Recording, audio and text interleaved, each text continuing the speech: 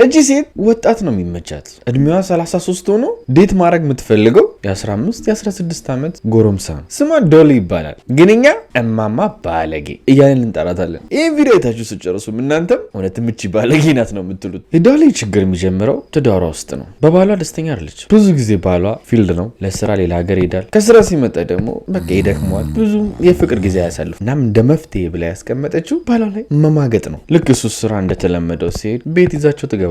የሆነ ቀን ግን በ1913 እንደ ፈረንጅ አቆጣጠር ከዛሬ 100 ምናምን ዓመት በፊት የነበረ ታሪክ ነው እየነገርኳቸው ያለው። በዛን ቀን ታሪክ የማይረሳውን ነገር ማድረግ ትጀምራለች። እቤት ሆና ልብስ እየሰፋች ባለችበት ሰዓት ይሄ መስፊያ ይበላሻል። ይጠግናል ተብሎም የሆነ ወጣት ገና እድሜው 17 ዓመት የሆነ ይመጣል ቤቷ። ስሙም ኦቶ ይባላል ይሄ ልጅ። ታዲያም እቺ ሴት እሱ እንደሚመጣ ቀድማም ስለምታውቅ ይህንን ጎረምሳ የሚያሳስተውን ስስ ቢዣማ አድርጋ ትጠብቀዋለች። ወደ ውስጥም ገብቶ የተበላሸብኝ ሲንጀራ ይሄ ነው ምናምን እያለችው በመሀል እሱን ትተው ያው ወደ ሌላ ነገር ይሄዳሉ። የሚገርመውም ከዚህ በኋላ ነው ግንኙነታቸው ማለት ነው። ምክንያቱም በየጊዜው ቤቷ ትጠሯለች። ባሏ ሳያውቅ ምንም ሳይጠረጥር ጊዜያቶች ማለፍ ጀመሩ። ባሏም ስሙ ፍሬድ ይባላል። ግን ደግሞ የሆኑ ጎረቤቶች ይሄን ነገር ጠርጥረው ለባልየው ስማ የሆነ ጎረምሳ ቤትክ እየተመላለሰ ነው፣ ሚስት ከሱ ጋር የሆነ ነገር ጀምራለች ይሉታል። ሄዶ ማፋጠጣት ከዚህ ጎረምሳ ጋር ግንኙነት ጀምረሻል ምናምን ሰም ያው በቃ አዎ፣ ግን ድጋሚ አይፈጠርም ስህተት ነው አለች። ትልቅ ውሸት። ምክንያቱም ኦቶን ወይም ደግሞ የ17 ዓመቱ ልጅ መተው በጭራሽ አልፈለገችም። ጭራሽ የባሰ ነገር ታደርጋለች። ቤታቸው ከላይ እንደ አርክ ነገር ሼፕ አለው። ያ ደግሞ ስቶር ነው። ያው እዚህ ጋር ኤአዩ ላይ እንደምታዩት ማለት ነው እቃ ምናምን የሚቀመጥበት። ፍሬድም ብዙ ጊዜ ቼክ አድርጎት አያውቅም። እናም ኦቶን ጭራሽ እሱን ከማራቅ ይልቅ ና እዚህ ግባ ትለዋለች ማለት ነው። አልጋ ምናምን አስተካክላለት። የሚገርመው ደግሞ ኦቶ ምንም እንኳን 17 ዓመቱ ቢሆንም ስራ ነበረው። እሱንም ጥሎ ነው የመጣው። ፍሬድ ደግሞ በዚህ በኩል ባልየው ከዚህ ከ17 ዓመት ልጅ ጋር ግንኙነቷን አቁማለች። ሚስቴ ተሻሽላለች ብሎ ደስ እያለው ነው። ሰዎችንም ይጠይቃል። ያ 17 ዓመት ልጅ እዚህ ቤት ይመጣል ብሎ ይላል። ሰዎች ሲመጣ ስለዚህ ኧረ በጭራሽ አይተነው አናውቅም፣ ሚስት ተለውጣለች ይሉታል። ችግሩ ግን ኦቶ እዛው ቤት ውስጥ ገብቶ ከቤቱ ስለማይወጣ ነው ሰዎች ያላዩት። እናም ፍሬድ ወደ ስራ ብሎ ሲሄድ በር ዝግትግት አድርገው ከላይ ካለበት ከጣራው ቤት ኦቶ ይወርድና ከሞሊ ጋር ከማማ ጋር ጊዜ ያሳልፋል ማንም ሳያቸው። የሚገርመውና ለማመን በጣም የሚከብደው ነገር ይሄ ነገር ሰርቶ በጣም ብዙ ጊዜ አብሮ አሳለፉ። ድንገት ግን ባልየው ፍሬድ ቤት ሆኖ ከጣራው ቤት ኦቶ ካለበት ኮሽኮሽታ ወይም ደግሞ የሆነ እንቅስቃሴ ሲሰማ ምንድን ነው እዛ ምን አለ ሲል ምንም የለም፣ አረ ምንም አይሰማ አይጦች ይሆናሉ ትለዋለች። ያው ጋስ ላይቲንግ እያደረገች ነው። ጋስ ላይቲንግ ብዙ ጊዜ እንዴት ነው ሲባል ሰምታችሁ ታውቃላችሁ? ጋስ ላይቲንግ ማለት የሆነ እውነታን እንድትጠራጠሩ የሚያደርጓችሁ ሰዎች ናቸው። ለምሳሌ የሆነ መኪና በአይናችሁ አይታችሁ ሲያልፍ የሆነ ሰው መጥቶ መኪና አለፈ ስትሉት ኖ መኪና ሳይሆን ባጃጅ ነው ይላችኋል። አይ መኪና ነው ስትሉት አንተ መኪና ስለማታውቅ ነው ይሄ ባጃጅ ነው ብሎ እናንተ እንድትጠራጠሩ እውነታውን እንድትጠራጠሩ እንድትክዱ ራሳችሁ ላይ ችግር እንድትፈጥሩና አይዞርብኝ ይሆናል ምናምን እንድትሉ አይነት የሚያደርጓችሁ ሰዎች ነው ጋስላይቲንግ ማለት። እሷም እንደዛ ነው የምታደርገው። she was just gaslighting him። በዛ ላይ ደግሞ በዚህ ብቻ አይደለም የቤት አስቤዛ የሚገዛው እሱ ነው። ግን አስቤዛው እንደ በፊቱ አይደለም። ኦቶ ከቤት ስለማይወጣ ምግብ የሚጠቀመው እዛው ስለሆነ ምግቡ ቶሎ ያልቃል። በዚህም ተጠራጥሮ ሚስቱን ሲጠይቃት አንተ ምን ሆነክ ነው ያለች እንዳልኳችሁ ጋስላይቲንግ ነው የምትሰራው። ድንገት ደግሞ አንዳንዴ የምር ድምጽ ሲሰማ ፍሬድ አንተ እኮ ጠጥተሃል፣ በዛ ላይ ደግሞ ደክመዋል፣ እንዴት እንደዚህ አይነት ድምጽ አሰማ፣ ሂድ ግባና ተኛ ትለዋለች። እሱ እውነት ነው መጠጡ ነው መሰለኝ ይልና ገብቶ ይተኛል። ትክክለኛ ጋስላይቲንግ ማለት እንደዚህ ነው። ይሄ ነገር ለአንድ ወር ለሁለት ወር አይደለም ለ5 ዓመት ቆየ። አስቡት። ኦቶ እዛው ጣራው ቤት ውስጥ እየኖረ ፍሬድ ሳያቅ ማለት ነው። ጊዜውም 1918 ሆነ እንደ ፈረንጆች አቆጣጠር። በአሁኑ ግን ትንሽ ችግር የተፈጠረው ምንድነው? ቤት ሊቀይሩ ነው። በይሳት ዶሊ ወይም ማማ ኦቶ ምንም ማድረግ አልችልም ቻው አላለችው። አዲሱ ቤቷም ይዛ ልትሄድ አሰበች እሱ። እናም አዲሱን ቤት ለፍሬድ ለባሏ ስቶር አሁኑ እንዳለው ጣራ ሊኖረው ይገባል፣ ያው የሚመቸውን ማለት ነው ለኦቶ እንደሚመቸው እንደሱ አይነት ቤት ነው የሚያምረው ምናምን ብላ ለባሏ አሳመነችው። ተመሳሳይ ቤት አዲሱ ከተማም እንዲገቡ። በዚህም ተስማምቶ ደግሞ ፍሬድ ባሏ እሺ ሲል እሷ ቤቱን ቀድማ ታጣራና እነሱ ሳይገቡ ኦቶን ቦታውን ነግረው ቀድሞ ጣራው ላይ ሄዶ መኖር ይጀምራል። ባልየው መቶ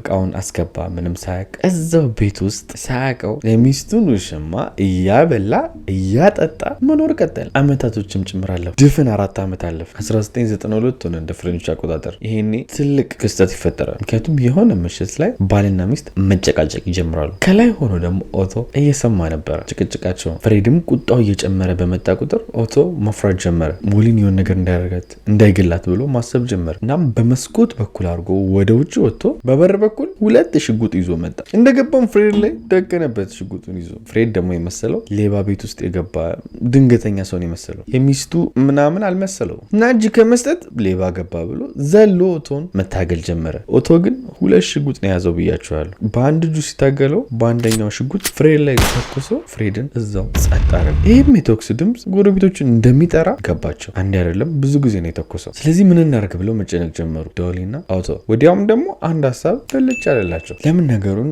እንደ ዝርፊያ እናስመስለውም? ሌባ መጥቶ ከዛ ለመዝረፍ ሲታገል ሌባ መጥቶ ገሎት እንደሄደ። ወዲያውም ታዲያ ኦቶ የፍሬድን የሞተውን ውድ ሰዓት አድርጎ ነበር እሱን ያወልቀዋል። ዶሊንም ወስዶ ቁምሳጥን ውስጥ ይቆልፍባታል። ያው ሌቦች የሱን ሰዓት እንደወሰደና እሷ ላይ እንደቆለፈባት ለማስመሰል ማለት ነው። እሱም ደግሞ ይህን አድርጎ እንደጨረሰ ቀጥታ ያው የተለመደችው የጣራ ውስጥ ገብቶ መጠበቅ ጀመረ ፖሊሶችን። ከትንሽ ደቂቃዎች በኋላ ይህን ቶክስ ሰምተው ጎረቤቶቹ ኦልሬዲ ፖሊስ ጠርተው ስለነበረ ፖሊሶች መጡ። ምንድን ነው ብለው ዶሊም የፖሊሶችን ድምፅ ሰማ አለች። በቃ እንደታፈነች እዛ ቁምሳጥን ውስጥ ማለት ነው። ሄደውም ፖሊሶች ከፈቱላት። ምን ተፈጥሮ ነው አሏት። ሌባ መጥቶ እንደዚህ ያደረገኝ፣ ባሌንም እነሱ ናቸው የገደሉት አለች። ፖሊሶችም ይህን ነገር ሲሰሙ አመኗት። ትንሽ መረመሩ። በቃ ሌባ ነው አሉ እንጂ እዛ ጣራ ውስጥ ወይም ደግሞ እቃ የሚቀመጥበት ሰው ይኖራል ምናምን ብለው ቤቱን አልፈተሹም። እናም በዚህ ምክንያት ይሄ ወንጀል ገዳዩ ሳይገኝ ጉዳዩ ተዘጋ። በዚህ በኩል ዶሊ አሁን ባሏ ሞቷል። እንደ ልቧ መማገጥም ምንም ማድረግም ትችላለች። ኦቶም ደግሞ እዛው እየኖረ ነው። ምክንያቱም ገና ያው ለቅሶ ስለሆነ ከመቼው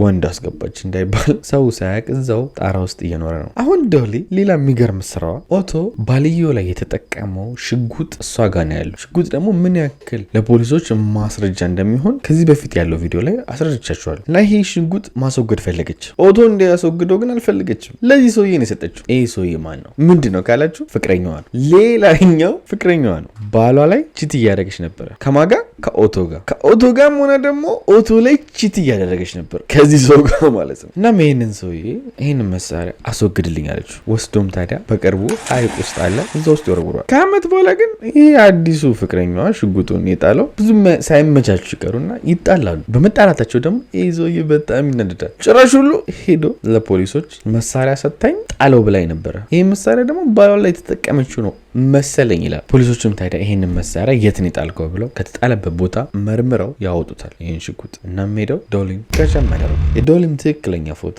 ይሄን ይመስላል። ነገሩ ግን በዚህ አላቆመም። ምክንያቱም ኦቶ ምን እንደሚያደርግ ግራ ገብቶታል። ስራ ሰርቶ አያውቅም። እዛ ጣራ ውስጥ ነው የሚኖረው። ምግብ የሚያገኘው ከዶሊ ነው። አሁን እሷ ስትያዝ በረሃብ መጠበስ ጀመረ። ዶሊም ደግሞ በዚህ በኩል ይሄን ነገር ስለምታውቅ እስር ቤት ሆና ለጠበቃዋ እቤት የሆነ ልጅ አለ ወስደ ምግብ አድርስለት ትለዋለች። እናም ኦቶም ደግሞ ቤት ውስጥ ነበረ። ከዚህ ጠበቃ ጋር ይገናኙና ምግብ ሲሰጠው ኦቶ ሁሉን ነገር መናገር ጀመረ ለዚህ ጠበቃ። ስንት ዓመት ሙሉ ጣራ ላይ ሲኖር እንደነበረ ተደብቆ ባልየውን የገደለው ደግሞ እሱ ራሱ እንደሆነ። ጠበቃው ደግሞ ይሄን ነገር ሲሰማ በል ማንም ሳይሰማ ከዚህ ሀገር ብን ብለ ጥፋ፣ ከተያዝክ ችግር ነው ይለዋል። ኦቶም ታዲያ ይህን ነገር ሰምቶ እሺ ብሎ ብን ብሎ ጠፋ። ጠበቃውም ጉቦ ከፍሎ ሞሊን አስፈታት። ከዚያስ የዶሊ አዲሱ ፍቅረኛዋ ራሱ ጠበቃዋ ሆነ ማለት ነው። የዶሊም ይሄ ቆንጆ ነገር ሆነላት፣ ተመችቷታል። ከግድያ ወንጀልም በነፃ ወጣለች። ግን 7 ዓመት ካለፈ በኋላ ዶሊና ጠበቃው ያላቸው ግንኙነት ተቋረጠ። ጠበቃውም ደግሞ